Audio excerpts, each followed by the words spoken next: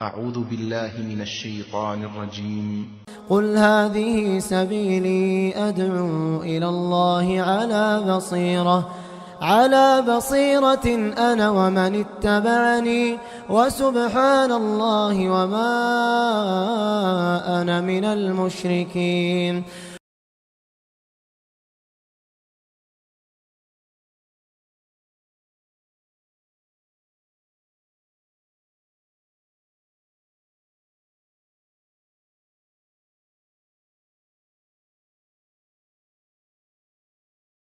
إن الحمد لله نحمده ونستعينه ونستغفره ونعوذ بالله من شرور أنفسنا ومن سيئات أعمالنا من يهده الله فلا مضل له ومن يضلله فلا هادي له وأشهد أن لا إله إلا الله وأشهد أن محمدا عبده ورسوله. أما بعد فإن خير الحديث كتاب الله وخير الهدي هدي محمد صلى الله عليه وسلم وشر الأمور محدثاتها وكل محدثة بدعة وكل بدعة ضلالة وكل ضلالة في النار. فأعوذ بالله من الشيطان الرجيم. بسم الله الرحمن الرحيم. يا أيها الذين آمنوا اتقوا الله حق تقاته ولا تموتن إلا وأنتم مسلمون. يا أيها الناس اتقوا ربكم الذي خلقكم من نفس واحدة وخلق منها زوجها وبث منهما رجالا كثيرا ونساء واتقوا الله الذي تساءلون به والأرحام إن الله كان عليكم رقيبا. يا أيها الذين آمنوا اتقوا الله وقولوا قولا سديدا يصلح لكم أعمالكم ويغفر لكم ذنوبكم ومن يطع الله ورسوله فقد فاز فوزا عظيما. وقال عز وجل يا أيها الذين آمنوا كتب عليكم الصيام كما كتب على الذين من قبلكم لعلكم تتقون. محترم حاضرین جمعہ، پردہ نشین خواتین، ابھی ہم کل رمضان کو الوداع کہا. رمضان کا یہ مہینہ بڑی سعادتوں والا مہینہ تھا، برکتوں والا مہینہ، رحمتوں والا مہینہ، نیکیوں والا مہینہ. ہم میں سے ہر ایک نے یہ ساری باتیں محسوس کی ہوں گی. اس مہینے میں ہمارا ایمان بالکل تازہ ہو گیا تھا. ہمارے نیکیوں میں آگے بڑھنے کی کیفیت کچھ الگ تھی. ہم میں سے ہر کوئی نیکیوں میں آگے بڑھنا چاہتا تھا. ہم میں سے ہر ایک کے اندر نیکیوں میں سبقت لے جانے کی کیفیت تھی. ہم میں سے ہر کوئی اللہ تبارک و تعالیٰ کو راضی کرنے، اللہ تبارک و تعالیٰ کو خوش کرنا چاہتا تھا. اللہ تبارک و تعالیٰ کی رضامندی حاصل کرنے کے لیے نیکیوں میں آگے بڑھنے کا جذبہ ہم میں سے ہر ایک کے اندر پایا جاتا تھا. ہماری زبان ہر وقت اللہ کی یاد سے تازہ تھی. ہمارے دل میں اللہ تبارک و تعالیٰ کی یاد ہمیشہ آیا کرتی تھی. ہم نے اس مہینے میں روزہ رکھا، نماز کی پابندی کی، تلاوت کا اہتمام کیا، ذکر و اذکار میں لگے رہے، دعا و مناجات کا ہم نے اہتمام کیا، صدقہ و خیرات، اس طرح ہر طرح کی نیکیوں میں ہم نے آگے بڑھا. خطبہ مسنونہ کے بعد جو آیت میں نے آپ لوگوں کے سامنے پڑھی، یا ایھا الذین آمنوا کتب علیکم الصیام کما کتب علی الذین من قبلکم لعلکم تتقون. اے لوگوں، تم پر بھی، ایمان والو، تم پر بھی روزہ فرض کیا گیا تھا جیسا کہ تم سے پہلے لوگوں پر فرض کیا گیا. اس کے بعد اللہ تبارک و تعالیٰ نے کہا کہ لعلکم تتقون، تاکہ تم تقوی اختیار کرو۔ آپ نے رمضان میں 12 یہ آیت سنی ہوگی، علماء کرام نے آپ کے سامنے یہ آیت بار بار بیان کی ہوگی، اور آپ لوگوں کو علماء کرام نے اس آیت میں اللہ تبارک و تعالیٰ کا جو پیغام تھا کہ لوگوں روزہ رکھو، روزے کے ذریعے تم تقوی اختیار کرو، روزے کا سبق آپ لوگوں کو یاد دلایا گیا کہ روزہ کیوں رکھنا چاہیے، کہ علماء کرام نے بتایا ہوگا کہ روزہ تقوی حاصل کرنے کے لیے، پرہیزگار بننے کے لیے ہمیں روزہ رکھنا چاہیے، کیونکہ اللہ تبارک و تعالیٰ نے کہا کہ روزہ رکھو تاکہ تم تقوی اور پرہیزگار بن جاؤ۔ آج کے خطبے میں بھی یہی آیت میں نے آپ لوگوں کے سامنے پڑھی، یہ بتلانے کے لیے کہ رمضان کے مہینے میں آپ کو روزہ کیوں رکھنا ہے یہ بتایا گیا۔ آج یہ آیت یہ پڑھ کر میں یہ بتلانا چاہتا ہوں کہ روزہ رکھ کر ہم نے کیا سیکھا، کہ اللہ تبارک و تعالی ہمیں جو دینا چاہتے ہیں، ہمارے دلوں میں جو تقوی پیدا کرنا چاہتے ہیں، ہمیں جو پرہیزگار بنانا چاہتے ہیں، کیا ہم نے وہ سبق حاصل کیے؟ رمضان میں ہم نے عبادتوں کے ذریعے اللہ اس کے رسول جو چاہتے ہیں، اللہ تبارک و تعالی ہمیں جیسے بنانا چاہتے ہیں، کیا ہم نے ویسا بننا سیکھا؟ رمضان سے ہم نے کیا حاصل کیا؟ رمضان نے ہمارے اندر کیا تبدیلی لائی؟ رمضان نے ہمارے اندر جنت پانے کا شوق کیسا پیدا کیا؟ یہ ہم نے حاصل کیا کہ نہیں، یہ دیکھنا چاہیے۔ رمضان جب کبھی آتا ہے تو ہمیں بہت کچھ سکھانے کے لیے آتا ہے، اسی لیے علماء کرام نے کہا کہ رمضان کی مثال ایک درسگاہ کی مثال ہے، مدرسے، اسکول اور کالج کی مثال ہے۔ جس طرح ایک طالب علم، اسٹوڈنٹ مدرسے میں جا کر، کالج میں جا کر، اسکول میں جا کر بہت کچھ سیکھتا ہے، ویسے ہی مسلمان رمضان کے مہینے میں بہت کچھ سیکھتے ہیں۔ رمضان کے مہینے میں ہم نے نماز کی پابندی سیکھا، روزہ رکھنا سیکھا، برائیوں کو چھوڑنا سیکھا، اللہ کو راضی کرنا سیکھا، یہ ساری باتیں ہم نے سیکھی ہیں۔ آج کے خطبے میں یہ بتلانا چاہتا ہوں کہ ہم اپنا جائزہ لیں کہ رمضان کے مہینے میں ہم نے جتنی عبادتیں کی، ہم نے جتنی نیکیاں کی، اللہ تبارک و تعالیٰ نے ہر نیکی کے پیچھے اللہ تعالیٰ نے بہت سارے مقاصد، بہت سارے حکمتیں، بہت سارے مصلحتیں رکھی ہیں۔ اللہ تبارک و تعالیٰ چاہتے ہیں کہ بندہ ان عبادتوں کو انجام دے کر ان فائدوں کو حاصل کریں۔ اللہ تبارک و تعالیٰ چاہتے ہیں کہ بندہ روزہ رکھ کر تقوی اور پرہیزگار بن جائے۔ اللہ تبارک و تعالیٰ چاہتے ہیں کہ روزہ رکھ کر اللہ تبارک و تعالیٰ سے ڈرنے والا بندہ بن جائے۔ ہمیں یہ دیکھنا ہے، یہ جائزہ لینا ہے، اپنے آپ کا حساب لینا ہے کہ ہم نے روزے رکھ کر کیا اللہ تبارک و تعالیٰ نے جو مقاصد روزے کے پیچھے رکھے ہیں ان مقاصد کو حاصل کیا کہ نہیں۔ رمضان کا مہینہ جو مکمل ایک مہینہ ہمیں بہت کچھ دے کر گیا ہے، ہم نے اس سے کیا سیکھا، ہم نے اس سے کیا لیا، رمضان نے ہمارے اندر کیا تبدیلیاں لائی، رمضان جانے کے بعد اللہ تبارک و تعالیٰ سے تعلق ہمارا کتنا بڑھا، ہم نے رمضان سے کیا سیکھا، یہ ساری باتیں ہمیں دیکھنا چاہیے۔ آپ نے سنا ہوگا حاسبوا انفسکم قبل ان تحاسبوا، لوگوں اپنا حساب خود لے لیا کرو قبل اس کے کہ تمہارا حساب لیا جائے، کہ یہ موقع ہے کہ رمضان نے ہمیں بہت کچھ سکھانے کے لیے آیا تھا، رمضان میں ہماری تربیت ہوئی، رمضان میں ہمیں اللہ تبارک و تعالیٰ نے بہت کچھ دیا، ہمارے اندر بہت کچھ تبدیلیاں اللہ تبارک و تعالیٰ نے پیدا کی، تو کیا ان تبدیلیوں سے ہم نے اپنے آپ کو پروان چڑھانا سیکھا؟ کیا ہم نے اپنے آپ کو اللہ سے قریب تر ہونے کی کوشش کی؟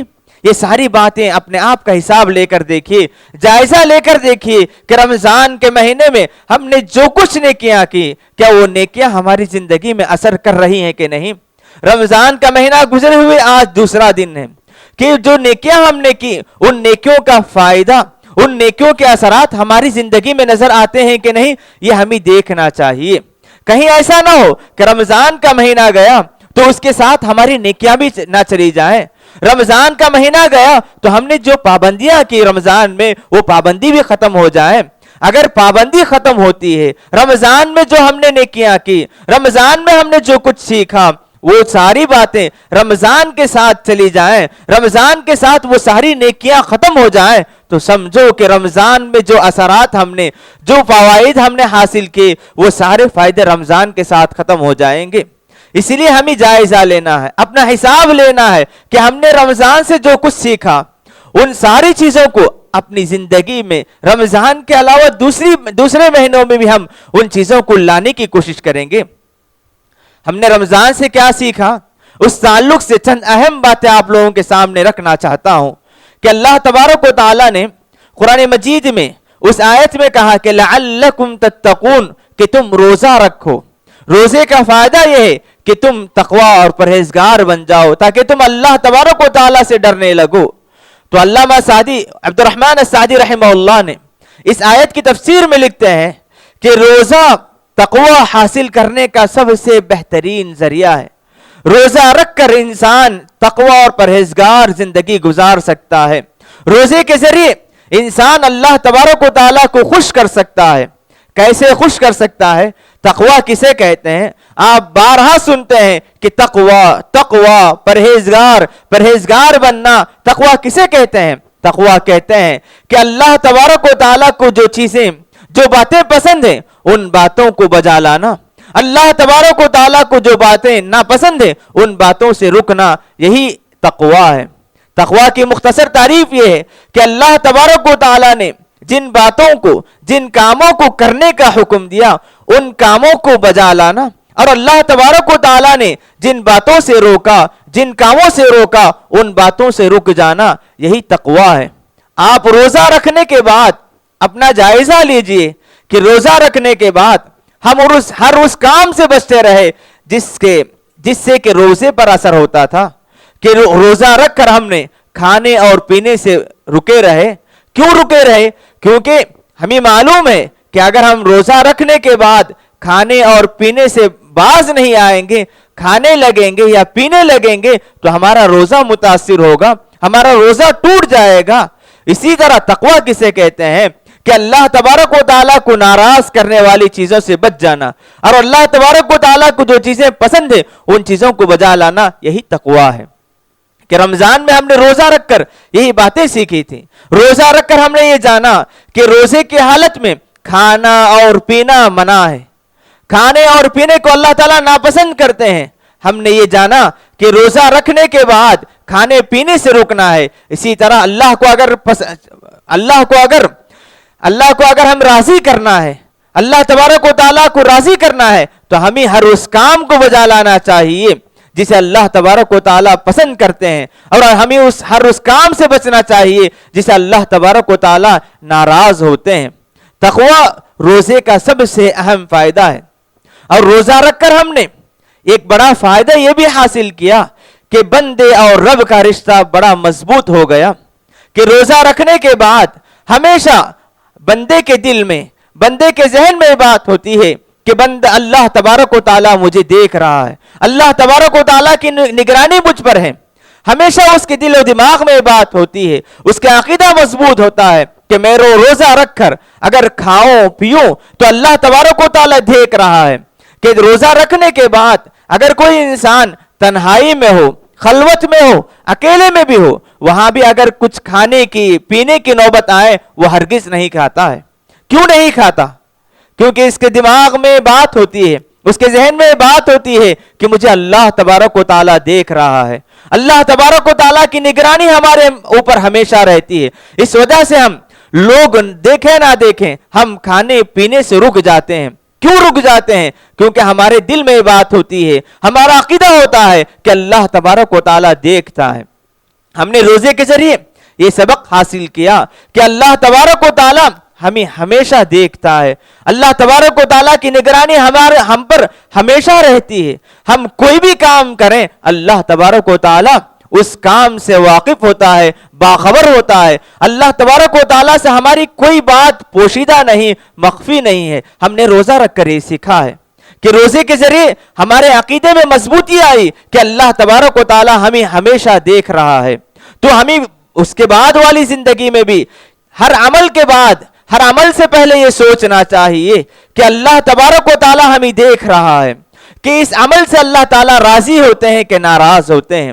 کوئی بھی کام آپ کرنے سے پہلے یہ سوچیں کہ جس طرح ہم نے روزہ رکھ کر اللہ تبارک و تعالیٰ نے جن باتوں سے روکا تھا ان باتوں سے روکے رہے، اسی طرح ہم دوسری زندگی میں، رمضان کے بعد والی زندگی میں بھی ہم کوئی بھی کام کرنے سے پہلے یہ دیکھیں کہ اس کام سے اللہ تعالیٰ راضی ہوتے ہیں یا ناراض ہوتے ہیں۔ یہ دیکھنا چاہیے کہ رمضان کے روزے کے ذریعے بندے اور رب کا رشتہ بہت مضبوط ہو جاتا ہے۔ اب دیکھیے اللہ تبارک و تعالیٰ نے حدیث قدسی میں کہا الصوم لی وانا اجزی بہ، کہ روزہ میرے لیے ہے اور میں ہی اس کا بدلہ دوں گا۔ اس کے بعد اللہ تعالیٰ فرماتے ہیں یدع شہوتہ وطعامہ من اجلی، کہ بندہ میری خاطر میری وجہ سے اپنے خواہشات کو چھوڑ دیتا ہے۔ رمضان کے مہینے میں روزہ رکھ کر اس کے دل میں جب کبھی گناہ کا خیال آتا ہے یا کسی برائی کا خیال آتا ہے یا کسی ایسی چیز کا خیال آتا ہے جسے اللہ تعالیٰ ناراض ہوتے ہوں، ناپسند کرتے ہوں، تو بندہ اس کام کو کرنے سے دور ہوتا ہے۔ کیوں؟ کیونکہ اللہ تبارک و تعالیٰ کے لیے اس نے روزہ رکھا، اور اللہ کے رسول صلی اللہ علیہ وسلم نے فرمایا من لم يدع قول الزور والعمل به فليس لله في حاجة ان يدع طعامه وشرابه، کہ جو روزہ رکھ کر جھوٹی گواہی دینے سے، جھوٹی باتیں کرنے سے، برے کام کرنے سے نہ رکے، ایسے بندے کا روزہ اللہ تعالیٰ کو کہ کوئی ضرورت نہیں ہے۔ تو روزہ رکھ کر ہم نے یہ سیکھا کہ جو بندہ روزہ رکھ کر بری باتوں سے، برے کاموں سے، بری حرکتوں سے نہیں بچے گا، اللہ تبارک و تعالیٰ کو ایسے بندے کا روزہ ضرورت نہیں ہے۔ تو ایسے ہی ہمیں یہ بھی جاننا چاہیے کہ جو بندہ اپنی زندگی میں ایسے کام کرنے لگے جسے اللہ تعالیٰ ناراض ہوتے ہوں، اللہ تعالیٰ ناپسند کرتے ہوں، تو اللہ تبارک و تعالیٰ جو بندہ اس طرح اللہ کے ناراض کردہ چیزوں کو، ناپسند کردہ چیزوں کو چھوڑے گا تو اس بندے کو اللہ تعالیٰ پسند کرتے ہیں۔ اگر کوئی بندہ زندگی میں، دنیا میں رہتے ہوئے ایسے کاموں میں آگے بڑھیں جسے اللہ تعالیٰ ناپسند کرتے ہوں، جسے اللہ تعالیٰ نے حرام کیا ہو، جسے اللہ تعالیٰ نے منع کیا ہو، اگر کوئی بندہ اس طرح کام کرنے لگے تو اللہ تعالیٰ کی محبت اس بندے کو حاصل نہیں ہوگی۔ محترم حضرات، رمضان کے مہینے میں روزہ رکھ کر ہم نے اپنے آپ سے لڑنا سیکھا ہے۔ ہم نے اپنے آپ سے لڑنا سیکھا ہے۔ کیسے لڑنا سیکھا ہے؟ انسان کے دل میں ایک حصہ ہے نفس امارہ، کہ انسان کا دل، انسان کا نفس اسے ہمیشہ برائی کا حکم دیتا ہے، برائی کو مزین کر کے پیش کرتا ہے، کہ برائی کا خیال بار بار اس کے دل میں آتا ہے، اور انسان چاہتا ہے کہ گناہ میں آگے بڑھیں، برائی میں آگے بڑھیں۔ لیکن رمضان کے مہینے میں روزہ رکھ کر جب کبھی برائی کا خیال آتا ہے یا گناہ کا خیال آتا ہے، فوراً بندہ اس خیال سے، اس گناہ سے پیچھے ہو جاتا ہے کہ میں روزے کی حالت میں ہوں، اللہ تعالیٰ کو پسند کرنے کے لیے، میں اللہ تعالیٰ کو راضی کرنے کے لیے میں روزہ رکھا ہوں، روزے کی حالت میں گناہوں میں آگے بڑھوں، برائیوں میں آگے بڑھوں، بندہ یہ سوچ کر پیچھے ہٹ جاتا ہے اور اپنے نفس کو کچلتا ہے کہ نفس جو برائی کا حکم دیتا ہے، نفس کی مخالفت کرنے لگتا ہے۔ نفس جو برائی کو مزین کر کے پیش کرتا ہے، بہترین کر کے پیش کرتا ہے، تو نفس سے کہتا ہے کہ میں تیری اتباع نہیں کروں گا، تیری بات نہیں مانوں گا۔ یہ سوچ کر وہ بہت سارے خواہشات سے، بہت سارے محرمات سے، بہت سارے برائیوں سے، بہت سارے گناہوں سے بچ جاتا ہے۔ تو انسان روزہ رکھ کر اپنے آپ سے لڑنا سیکھتا ہے، اور اسی طرح روزہ رکھ کر انسان شیطان کو رسوا کرتا ہے، شیطان کو رسوا کرتا ہے۔ شیطان نے اللہ تعالیٰ سے وعدہ کر کے آیا ہے کہ اللہ میں تیرے بندوں کو گمراہ کروں گا، اور اللہ تبارک و تعالیٰ نے شیطان کو یہ قابلیت دی ہے کہ وہ انسان کے رگوں میں گھومتا ہے۔ ان الشیطان یجری مجری ابن آدم، کہ شیطان انسان کے رگوں میں ایسے ہی دوڑتا ہے جس طرح خون رگوں میں دوڑتا ہے۔ جب انسان کے بہت قریب ہوتا ہے تو انسان کو ہمیشہ بہکانے میں، وسوسے ڈالنے میں، گناہوں کو بہترین مزین کر کے پیش کرنے میں شیطان ہمیشہ لگا رہتا ہے۔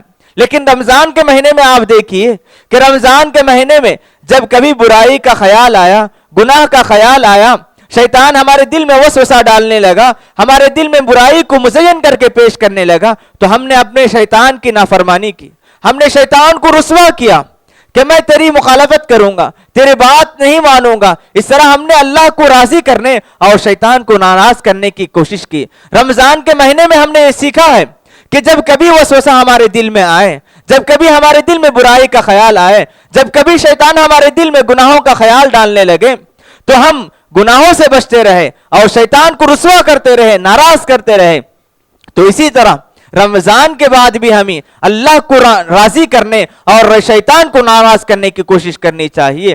شیطان جب کبھی انسان گناہ کرنے لگتا ہے تو شیطان خوش ہو جاتا ہے، جب کبھی انسان برائیوں کے راستے میں چلنے لگتا ہے تو شیطان خوش ہو جاتا ہے اور وہ سمجھتا ہے کہ میں اپنے مقصد میں، اپنی محنت میں کامیاب ہو گیا۔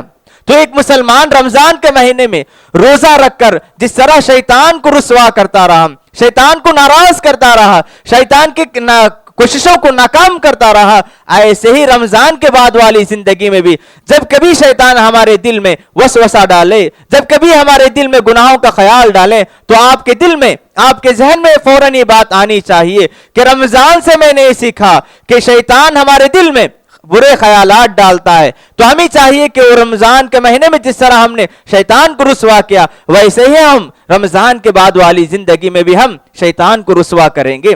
اور اسی طرح رمضان کے مہینے میں ہم نے اعمال کی پابندی سیکھی ہے، نیکیوں میں آگے بڑھنے کی پابندی سیکھی۔ آپ غور کر کے دیکھیے، رمضان کے مہینے میں ہم نے روزوں کی پابندی کی، تکبیر تحریمہ کی پابندی کی، نماز باجماعت ادا کرنے کی کوشش کی، ہم نیکیوں میں آگے بڑھتے رہے اور سحری کا اہتمام کرتے رہے، افطاری جیسی سنتوں کا اہتمام کرتے رہے۔ تو ہمیشہ ہم نے رمضان کے مہینے میں ہر طرح کی عبادتوں کا اہتمام پابندی سے کے ساتھ کرنے کی کوشش کی۔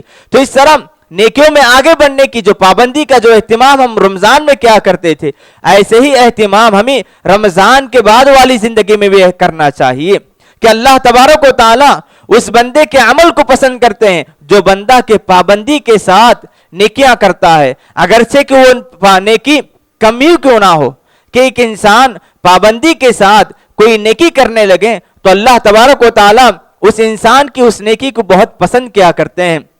تو اس طرح ہم نے رمضان کے مہینے میں بہت کچھ سیکھا ہے۔ رمضان کے مہینے میں ہم نے اپنی زبان کی حفاظت سیکھی، رمضان کے مہینے میں ہم نے ہمارے ہر اعضاء کی حفاظت سیکھی۔ ہم گالی دینے سے بچتے رہے، غیبت کرنے سے بچتے رہے، چغل خوری سے بچتے رہے، بہت سارے اخلاقی برائیوں سے بچتے رہے، ہم گناہ برے کاموں کو کرنے سے بچتے رہے، بری باتوں کو سننے سے بچتے رہے۔ تو اس طرح ہم نے رمضان کے مہینے میں روزہ رکھ کر، نیکیوں میں آگے بڑھ کر، اپنے اعضاء یعنی جسم کے جو اعضاء ہیں، جسم کے جو حصے ہیں، ہر حصے کی حفاظت کرنے کی کوشش کی۔ ہم سچ بولنے کی کوشش کرتے رہے، برائی سے بچتے رہے، جھوٹ سے بچتے رہے، غیبت سے بچتے رہے، لڑائی سے بچتے رہے۔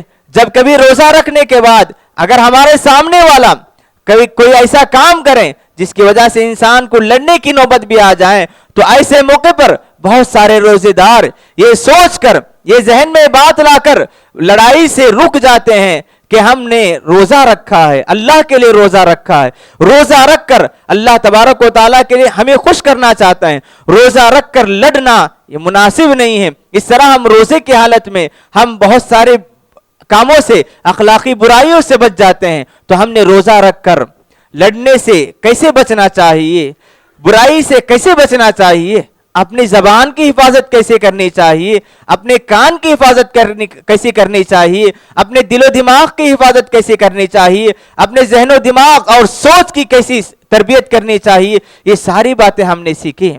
اس سے بڑھ کر ہمارا تعلق مسجد سے گہرا ہو گیا تھا۔ آپ غور کر کے دیکھیے کہ رمضان کے دوسرے مہینے میں، رمضان کے علاوہ دوسرے مہینے میں بہت سارے لوگ نماز کے معاملے میں، نماز کی پابندی کے معاملے میں سستی کیا کرتے تھے، لیکن جیسے ہی رمضان کا مہینہ آ گیا، ماشاءاللہ مساجد نمازیوں سے معمور تھی، نمازیوں سے مسجد بھری تھی۔ تو اس طرح ہم نے رمضان کے مہینے میں اپنے تعلق کو مسجد سے جوڑ لیا تھا۔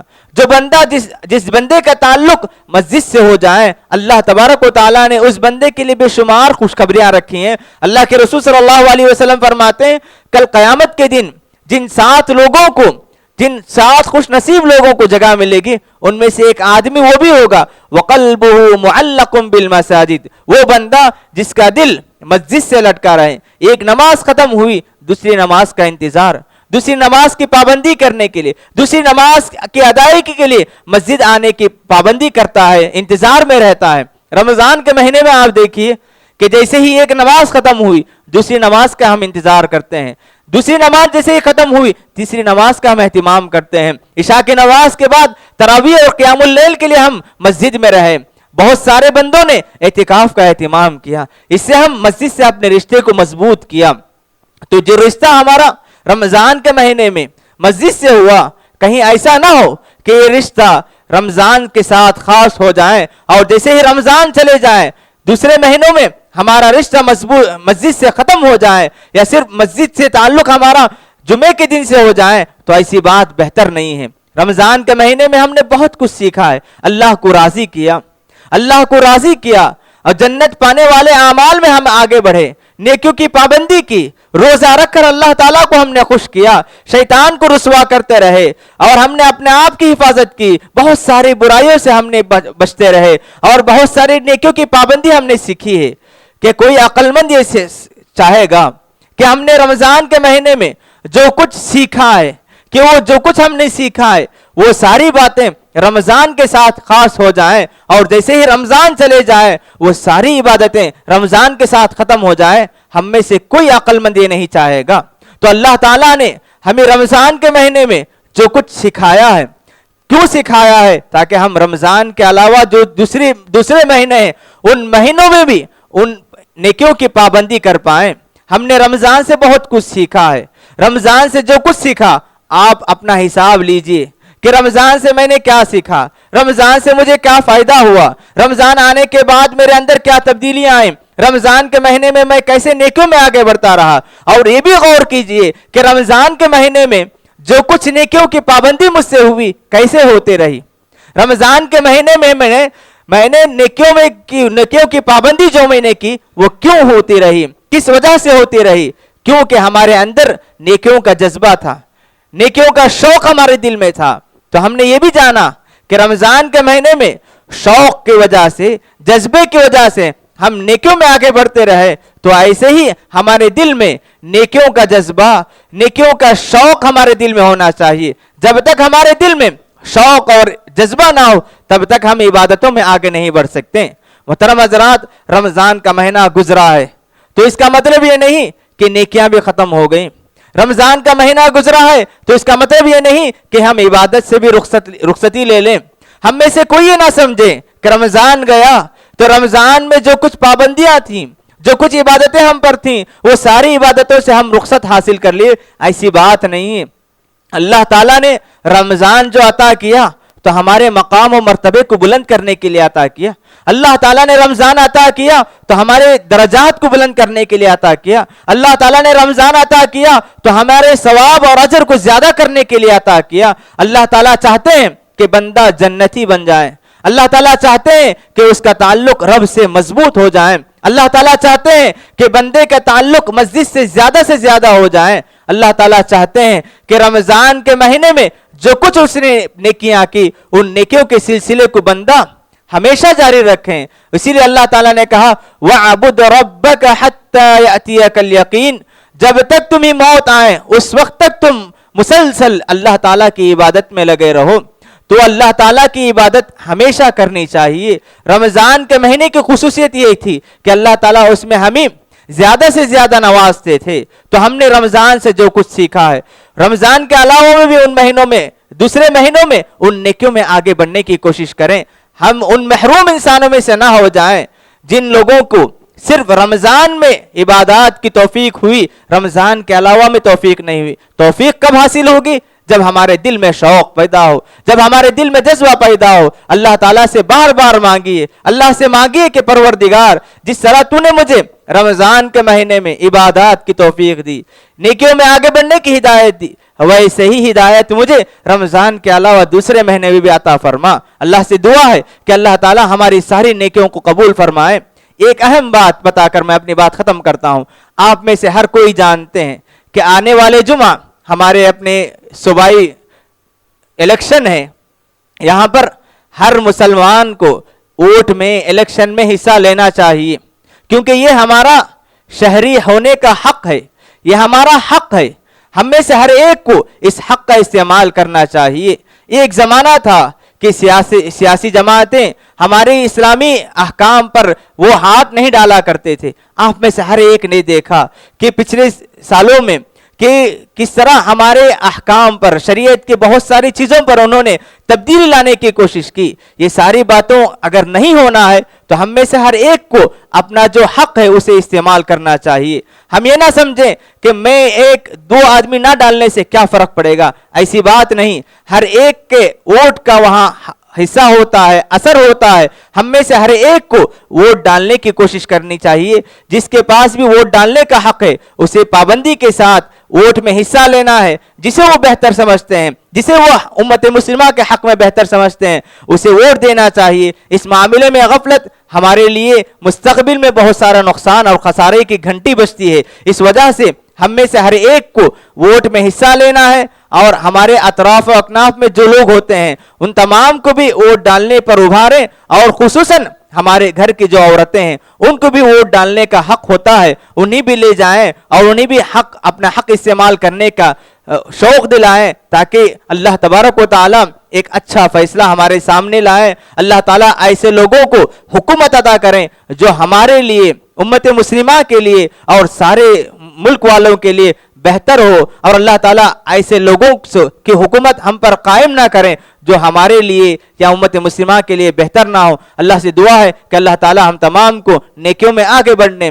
رمضان کے مہینے میں جن نیکیوں کا ہم نے کیا ان نیکیوں کو مسلسل کرتے رہنے کے اللہ تعالیٰ ہم تمام کو توفیق عطا فرمائے۔ اللہ تعالیٰ جب تک ہمیں زندگی عطا فرمائے اللہ تعالیٰ اس کو راضی کرنے والے اعمال کرنے، اور ہر اس کام سے اللہ تعالیٰ ہمیں روکے، دور رکھیں جس سے اس کی ناراضگی لازم آتی ہو۔ اقول قولی ھذا واستغفر اللہ لی ولکم ولسائر المسلمین من کل ذنب فاستغفروه انہ هو الغفور الرحیم۔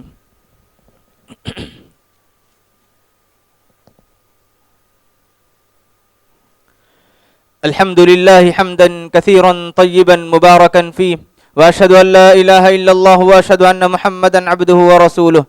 قال الله عز وجل: ان الله وملائكته يصلون على النبي يا ايها الذين امنوا صلوا عليه وسلموا تسليما۔ اللهم صل على محمد وعلى ال محمد كما صليت على ابراهيم وعلى ال ابراهيم انك حميد مجيد۔ اللهم بارك على محمد وعلى ال محمد كما باركت على ابراهيم وعلى ال ابراهيم انك حميد مجيد۔ ورضى اللهم عن الخلفاء الراشدين ابي بكر وعمر وعثمان وعلي وعن سائر اصحاب نبيك اجمعين۔ ربنا اتنا في الدنيا حسنه وفي الاخره حسنه وقنا عذاب النار۔ ربنا لا تزغ قلوبنا بعد إذ هديتنا وهب لنا من لدنك رحمة إنك أنت الوهاب۔ ربنا لا تجعلنا فتنة للذين كفروا واغفر لنا ربنا إنك أنت العزيز الحكيم۔